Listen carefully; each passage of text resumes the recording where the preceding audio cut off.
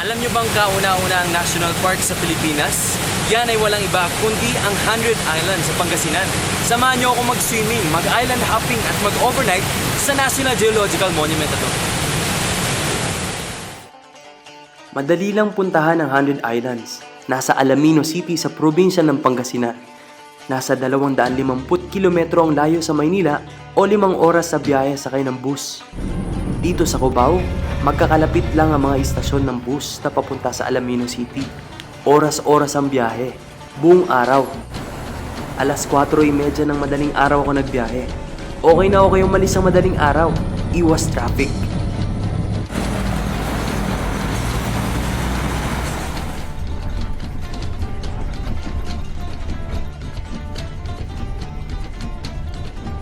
Kalipas nga ng halos 5 oras, nasa Alamino City na ako.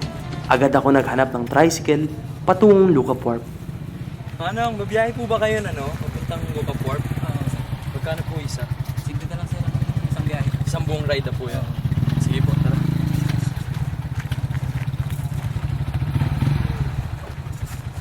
Malapit ang Lucap Wharf sa bayan.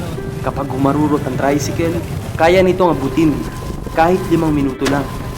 Ang Lucap Wharf o Pantalan ang jump off point patungo sa 100 Islands.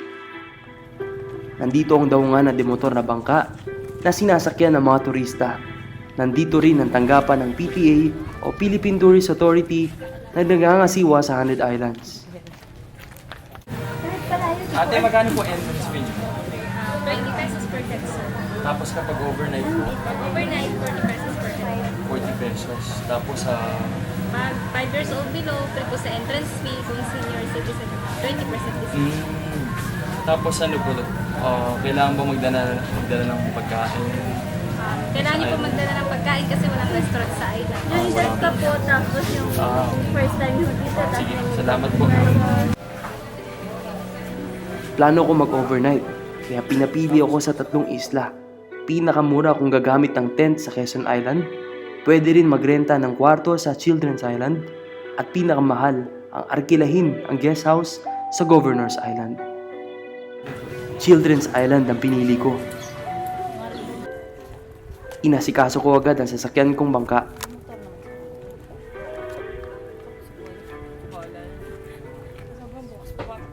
Anong klaseng bangka meron kayo? Meron kaming small boat, medium boat, at saka large boat, sir. Ang sa medium boat is 1 to 5 passenger. Kung 3 islands lang pupuntahan nyo, that is 800. Meron kayong 15 to 20 minutes island hopping each island. Opo. Tapos mamimili kayo ng isa kung saan nyo gusto mag-stay, maghapon. Doon kayo dadrop ng boatman, doon kayo babalikan sa exact time na sasabihin ninyo. Opo. Kung kukunin nyo yung option na service boat, that is 1,400, hindi na po kayo iwanan ng boatman. Service nyo po yung boat sa maghapon sa island. Mapupunta nyo pa yung mga non-developed pero magagandang island katulad ng mga kuweba, Opo. tunnel, coral garden, at saka yung mga underwater cave. Para naman sa medium na bangka, kung saan kasya ay 10 katao, 800 pesos ang singil. At sa pinakamalaking bangka na pang 15 pasahero, 900 pesos. Higit na 200 bangka ang accredited sa 100 Islands. Pero wala pang 10 nakita ko nakaparada. Ready to go ang nandyan nakaparada, yung mga standby nasa palipaligid lang po siya. Okay. Hindi po ba dahil ngayon? Kailan po ba yung fixed season yun dito? Yung mahal na araw. Mahal yun ang na. pinaka-fixed season. From anong buwan po? Starting February, March, April, May, June. Okay. Yung 5 buwan ang malakas dito. December po ba? Malakas din pero hindi gaano katulad ng February, March, April, May, June. Ayon sa PTA, 100,000 kataong bumibisita dito sa 100 Islands taon-taon. Pinakamaliit na bangka ang inarkila ko. Pero di agad ako umalis. Namasal muna ako. Sa Lucap Wharf pa lang, may atraksyon na, gaya ng maliit na parolang ito. At ang mga estatwa ni Prinsesa Orduha at Limang Hong, mga taong bahagi sa kasaysayan ng Pangasinan. At syempre, may iba't ibang tindahan din ng mga souvenirs. Mga kabibya na pagtripan kong bilhin. Uso ang made to order dito. Ito yung shell na napili ko. 35 pesos daw isa, sabi ni Ate Sandra. So isulat ko na lang daw yung mga gusto ko tsaka dapat i-drawing. So ito yun. Sulat ko na siya. Sinimulan agad ni Sandra ang paggawa sa kabibi ko. Balikan ko na lang daw bukas bago ko umuwi ng Maynila. Tapos kong manangalian at bumili ng pagkain. Sumakay na ako sa bangka. Ang kasama ko ay si Benny. Siya na rin ang magiging tour guide ko.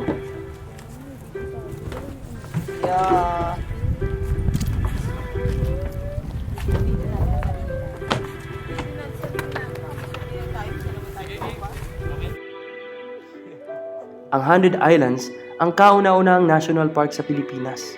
Taong 1940 nagawan ito ng proklamasyon ni Pangulong Manuel L. Quezon. Sa kasalukuyan, ang Philippine Tourist Authority at ang Department Environmental National Resources ang nag-aalaga sa likas yaman ng 100 Islands. Tinuturing itong National Geological Monument tulad ng Chocolate Hill sa Bohol, Taal Volcano sa Batangas at Underground River sa Palawan. Ayon sa Committee at Geological Sciences, ang 100 Islands ay isang malaking coral reef mga 1500 taon nang nakakaraan. Unti-unti daw lumubog sa dagat ang ibang parte nito. Ngayon, ang 100 Islands ay binubuo ng 120 isla pero 28 lamang dito ang may pangalan. Ito ang mga isla na napapasyalan ng mga tao. Karamihan ay pinangalan sa mga prominenteng tao tulad ng Quezon Island, Quirino Island at Marcos Island. Ito naman ang Governor's Island, ang nagsilbing rest house ng mga punong panlalawigan ng Pangasinan noon. Kasama si Benny at Adrian, isa pang bangkerong nakilala ko, umakyat ako sa isang mataas na bahagi ng isla. Maganda raw ang view doon.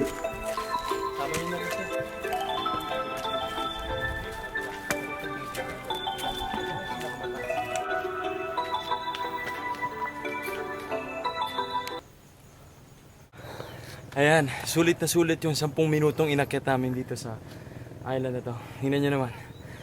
Ang ganda-ganda ng view. Makikita nyo lahat ng island. Ano pang island hindi ko nabanggit? Tinuro sa akin ni Benny ang mga islang natatanaw ko. Yung may platform na yun ang Paniki Island. Yun yung may Paniki Island, okay. yung maraming bats. Dito sa view na to, ito yung pinakamataas sa view. Oo, ito ang view deck niya pa. Okay. So yan, makikita nyo iba't ibang klaseng island. Ayan, medyo mainit siya. Sa akin na, ito yung nandito sa dulo na yun ang tinatawag na Shell Island. Dito naman, na parang may cave doon, yun ang tinatawag na Virgin Island. At ang nasa likuran naman noon na may white sand, yun ang tinatawag na Devil's Island. At ang ang nasa bandang gitna, yan ang tinatawag na Romulus Island. At itong malaking nasa kaliwa ay ang Braganza Island. Tuloy na ulit ang island hopping ko. Dito ako ngayon sa bunganga ng Cuenco Cave, dito sa Cuenco Island, kung saan dati raw ito pinamamahayan ng mga panito. Halos 5 metro lang ang pagitan ng magkabilang dulo ng kuweba. Malamig, maluwag at malinis ang loob nito. Pero bago ako umalis, may nadiskubre ako. Kahit pala mga kuweba dito sa 100 Islands, hindi rin nakakaligtas sa mga taong walang disiplina. Gaya na lamang nito.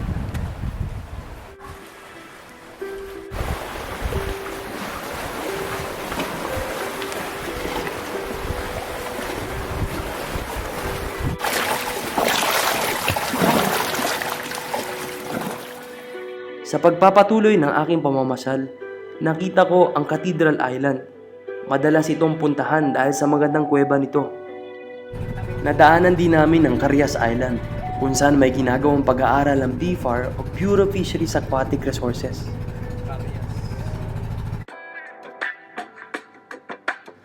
Ang iba pang mga isla ay Lopez, Apad Santos, Hernandez, Avelino, Maria Lisa, Clave, Bangar, Milagrosa, Gia, Scout, Old Scout, Century, Monkey, at Sulpot Island. Pagkatapos ng 4 na oras sa pag-ikot, tumigil na ako sa Children's Island. 2 tao lang ang nagbabantay sa isla na ito, ang janitor at ang security guard.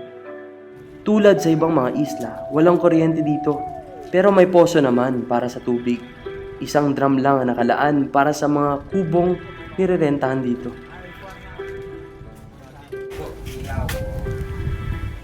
Pinakita sa akin ni Agustin ang iba pang kagamitan dito sa Children's Island, tulad ng lutuan at syempre ang pinaka-importanteng gamit pagsapit ng gabi. May kubeta naman dito pero tubig dagat ang pangbuhos. Sir, Agustin, ano po yung maghapon po ba kayo dito? Ilang taga-bantay, buong gabi? Hindi lang maghapon, sir. Hanggang 2 araw, 2 gabi. 2 araw, 2 gabi. Shifting kami kasi. Ganun. Sino po yung isa? 3 kaming magkabadi-badi. Hindi ba kayo nalulungkot? O ano? Ay, nalulungkot ako. Walang kasama eh. Ganyan talaga. So minsan di na ba kayo umuwi? Kung sa umaga, uwi kami. Uwi ako. Naman kayo naabot ng bagyo dito? So, Ay, nung nadistino ako sa Governor's Island, mag-isa ko roon. Oo. Naranasan ko na yung mag-isa. Walang sasakyan kasi. Children's Island ang tawag sa islang ito dahil mababaw ang tubig para sa mga bata talaga. Maputi ang buhangin at malinaw ang tubig pero mag-ingat sa mga dikya. Feeling ko nasa MTV ako. Pero nang bumuhos ang ulan, umahon na ako. Tuwing hapon pala ay talagang umuulan dito.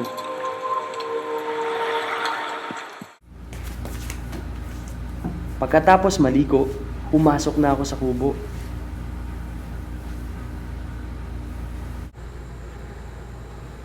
Dito ako mananatiling hanggang bukas ng umaga. Solong-solo ko tong kwarto na to. Solong-solo kong isla.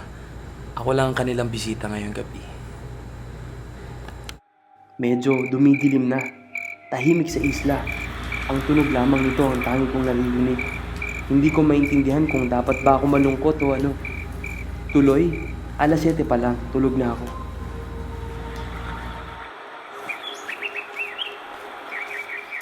Sir Agustin, na po ako. Ingat po kayo at sana huwag kayo malulungkot sa inyong trabaho. Sige po. Hanggang tanghaling bayad ko sa kubo, pero may lakad pa ako.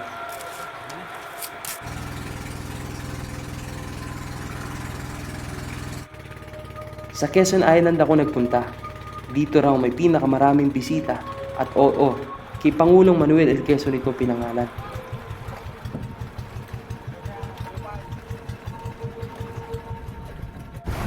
Apat lang pala ang bisita sa isla. Ang mga magkakasintahang Redalyn at Norman, Catherine at John. Mga taga Pasay City Sino sila. po dito? Nag-overnight po ba kayo dito kagabi? Ano po, for honeymoon, kayo nila... parang double date, no? Kumusta po kagabi po? Kagabi, ulan. Natakot ba kayo? Oo naman, syempre nasa gitna ka ng island eh. Tapos kayo lang apat kagabi, ano? Para magigiba yung kubo, sobrang lakas ng hangin. Gano'n. Kaya mamaya baka uwi na rin kami kasi baka umulan ulit. Matakot po. Baka umulan ulit mamaya, di na kami makabalik. Okay. Kaya may ahon na rin po kayo. Ahon na kami. Sige, salamat po. Pauwi na pala sila. Akala ko may makakasama na ako mag-swimming. Nagpasama na lang ako kay Benny na hanapin ang rebulto na sinasabing dakilang bantay ng isla. At ang bantay na yun ay walang iba kundi ang dati nating Pangulo na si Manuel L. Quezon. Ayan siya. 1940 nang itinayo ang estatwang ito bilang parangal para sa taong unang nagtaguyod ng 100 Islands. Mag-aalas 9 pa lang nang umalis ako sa Quezon Island. Nauna na ako sa kanila. Parating na raw ang kanilang bangka. Sa daan, naisip ko na ang lugar na ito ay para sa mga taong gusto ng katahimikan at nature trip. Babalik ako dito.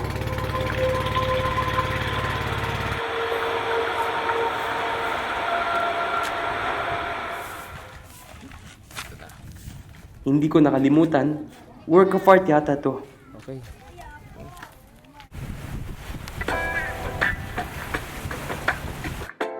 Ang mga nagasta ko sa 100 Islands, kasama dito ang pamasahe, pagkain, bayad sa kwarto, at bangka, pati na rin ang binili kong kabibe. Mas makakatipid sana kung may kahati sa ilang bayarin, gaya sa tricycle, bangka, at kwarto.